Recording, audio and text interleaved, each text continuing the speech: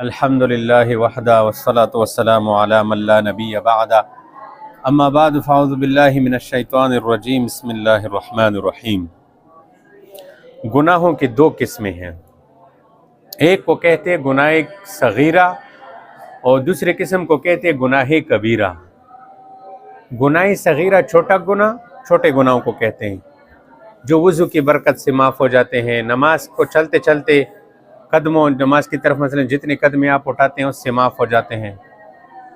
اور ایک ہوتا ہے گناہ کبیرہ۔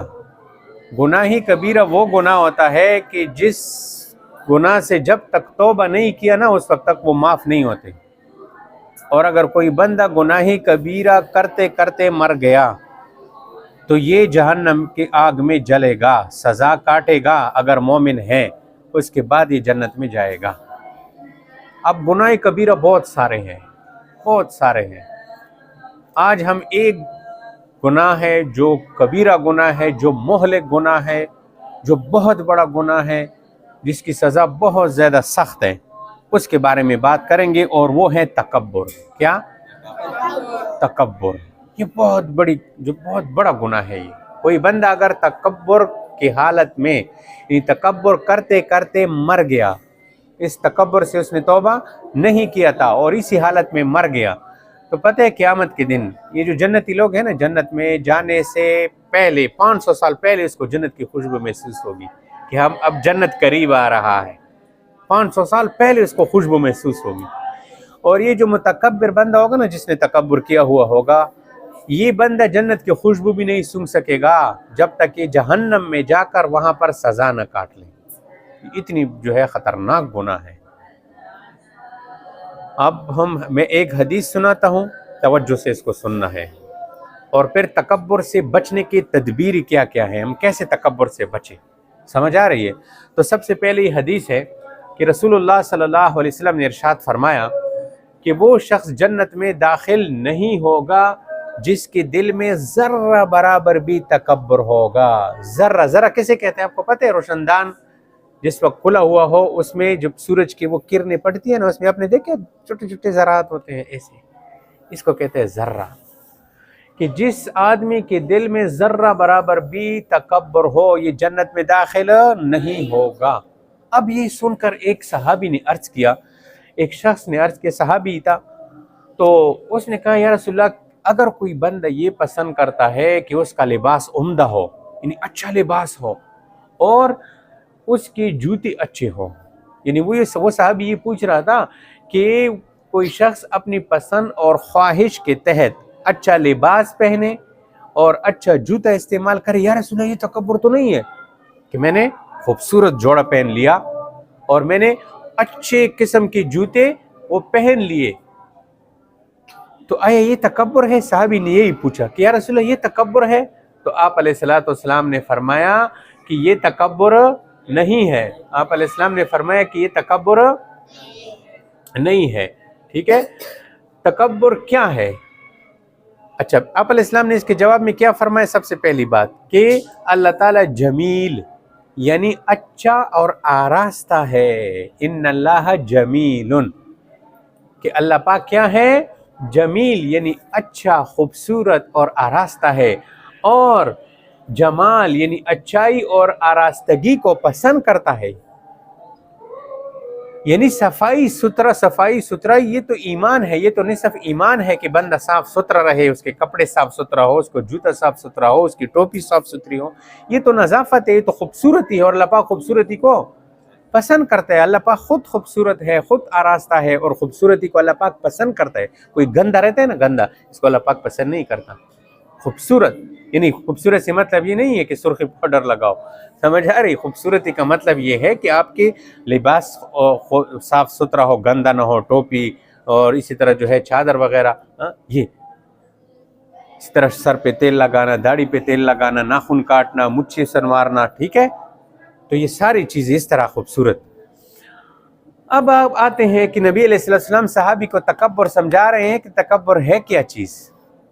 دو باتیں آپ علیہ السلام نے ارشاد فرمائی۔ سب سے پہلے کہ بطر الحق، حق بات کو ٹھکرانا، حق بات کو نہ ماننا۔ ایک حق بات آپ کے سامنے آ گئی اور آپ کہتے ہیں میں نہیں مانتا ہوں. ایک دوسرے لوگوں کو غمت الناس یا غمت الناس، لوگوں کو حقیر سمجھنا کہ اس کی میرے سامنے کیا حیثیت ہے، میں تو فلاں خاندان والا ہوں، یہ تو کمی خاندان والا ہے، یہ تو فلاں خاندان والا ہے، اس کی میرے سامنے کیا حیثیت ہے. بعض دفعہ ایک چھوٹے خاندان والا بندہ ہوگا، وہ اللہ کا ولی ہوگا، وہ عالم ہوگا، وہ اللہ کا ولی ہوگا، اور آپ اس کو حقیر سمجھ رہے ہوں گے. اب تکبر سمجھ آ گیا؟ تکبر کیا ہے؟ لوگوں کو حقیر سمجھنا، حق بات کو نہ ماننا، یہ ہے تکبر. اب ہم میں سے ہر ایک بندہ دیکھ لے کہ میرے اندر یہ دو کمی ہے.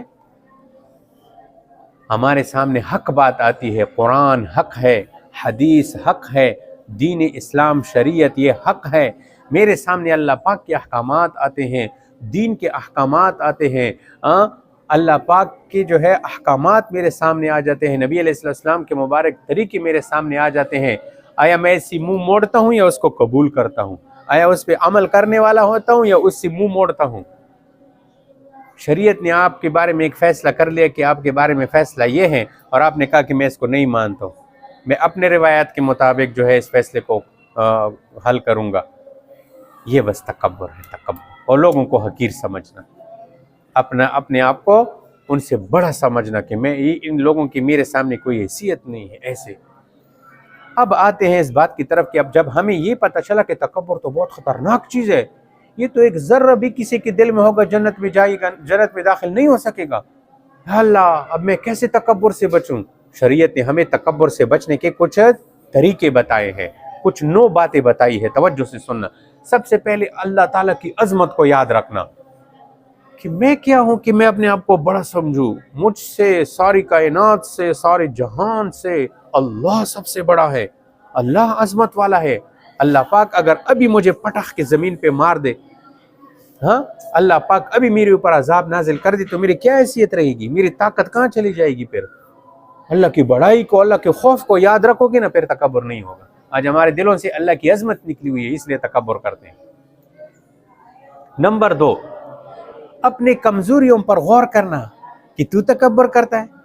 تو ایسا ہے کہ رات کو سو جاتے ہے، صبح اٹھ نہیں سکتا. تجھے تو پخانہ آتا ہے، تجھے تو رینٹ آتا ہے. تو کیا ہے؟ اپنی کمیوں کو دیکھنا. تجھے تکبر کا کیا حق حاصل ہے؟ تو تھوڑا سا بیمار ہو جاتے ہیں، وہی کرتے ہیں، پتہ نہیں کیا کیسے الفاظ فریادی تیری منہ سے نکلتے ہیں. تجھے کیا حق پہنچتے کہ تو تکبر کرتا ہے؟ اپنی کمزوریوں کو دیکھنا. جو اپنی کمزوریوں کو دیکھے گا وہ تکبر نہیں کرے گا. نمبر 3، شکر گزاری اختیار کرنا. شکر کی عادت اپنے اندر ڈالنا.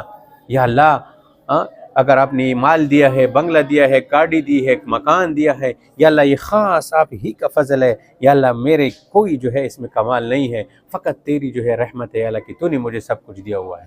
جب آپ اللہ پاک کا شکر ادا کرو گے نا، تو پھر لوگوں کی حقارت نہیں آئے گی دل میں. سمجھ آ رہی ہے؟ نمبر 4، سادگی اپنانا. سادگی، سادہ. ٹھیک ہے، مثلا ایک چیز پر آپ کا گزارا ہوتا ہے تو اس سے آگے بس نہ بڑھو.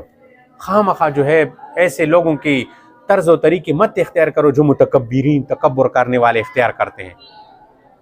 مثال کے طور پر ایک گاڑی ہے، بس اس گاڑی پہ آپ کا گزارا ہوتا ہے، اور ایک وہ بندہ ہے جس نے ایسی گاڑی بنائی ہوئی ہے کہ پورے کوہاٹ میں اس جیسی گاڑی کسی کے پاس نہیں ہے، تو آپ کہے کہ اچھا میرے پاس بھی مال ہے، میں اس سے ایسا بناؤں گا. یہ بات صحیح، اسے تکبر آئے گا. سادگی اپناؤ، سادگی اپناؤ. اسی طرح نمبر 5، لوگوں سے نرمی اور عاجزی سے پیش آنا. لوگوں کے ساتھ نرمی کرنا، عاجزی سے پیش آنا. پتہ نہیں اس میں کون اللہ کا ولی ہوگا، کون جو ہے اللہ پاک کا مقرب بندہ ہوگا. اسی طرح کرنے سے آپ کے دل میں تکبر نہیں آئے گا. سمجھ آ رہی ہے؟ اسی طرح نمبر 6، نصیحت قبول کرنے کی عادت ڈالنا. جو بھی آپ کو نصیحت کرے، استاذ، ماں باپ، تو ان نصیحتوں کو سننا اور قبول کرنا. آپ جب کسی کی نصیحتیں سنو گے تو آپ کے اندر تکبر. یہ جو نصیحت قبول نہیں کرتے یہی تو تکبر کرتے ہیں کہ مجھے تمہاری نصیحت کی کوئی ضرورت نہیں ہے، میں کیوں تمہاری نصیحت سنوں. تو سمجھو کہ وہ تکبر کر رہا ہے. نصیحت تو اچھی بات ہی ہوتی ہے، حق بات ہوتی ہے جو ہے. اسی طرح نمبر 7، نیک لوگوں کی صحبت اختیار کرنا. اچھے لوگ، اللہ والے لوگ، علماء، شیخ الحدیث، اللہ والے لوگوں کی مجلس میں بیٹھنا. آپ اس کی مجلس میں بیٹھو گے تو آپ کا دل نرم ہوگا, آپ کے دل سے تکبر نکلے گا, آپ کے دل میں عاجزی آئے گی, اللہ پاک کا خوف آئے گا. سمجھ آ رہی بات کی؟ اسی طرح نمبر 8, موت اور آخرت کو یاد رکھنا کہ ہے تو کیوں تکبر کرتا ہے, تو نے تو ایک دن مرنا ہے, تو ایک دن مٹی میں مٹی ہو جائے گا, تجھے تو قبر میں جانا ہے, تجھے تو وہاں صرف ایک کفن لباس ہوگا, وہاں تیرے پاس کچھ بھی نہیں ہوگا, تو کرے گا کیا؟ تو کیوں تکبر کرتا ہے انسان؟ تو جو کوئی موت کو یاد کرتا ہے, آخرت کو یاد کرتا ہے, قیامت کے دن تیرے تو کوئی حیثیت ہی نہیں ہوگی, جب تجھے جہنم کے کنڈوں میں جب ڈالا جائے گا تیرا کیا ہوگا پھر؟ کون بچائے گا تمہیں؟ آج تو کہتا ہے کہ مجھے میرا مال, میرا بنگلہ, میری کوٹی, میرا یہ اور یہ. آخرت کو یاد کرو کہ قیامت کے دن اگر تو ناکام ہو گیا, تیرے بائیں ہاتھ پہ تجھے عمل نامہ دیا گیا, تو جہنم سے تجھے کون بچائے گا پھر؟ یہ مال بچا لے گا پھر؟ کوٹی بنگلہ بچائے گا؟ پھر کیوں تکبر کرتے ہیں تو آخرت کو یاد رکھا کرو, تو پھر انشاءاللہ تکبر نہیں آئے گا. اور نمبر 9, دعا کرنا, یا اللہ میرے اندر عجزی پیدا کر دے, یا اللہ میرے اندر نرمی پیدا کرے, یا اللہ مجھے تکبر سے بچائے. یہ دعا ہی اللہ پاک سے کیا کرو, کوشش کریں گے نا انشاءاللہ. اللہ پاک ہم سب کو عمل کرنے کی توفیق عطا فرمائے. وآخر دعوانا الحمد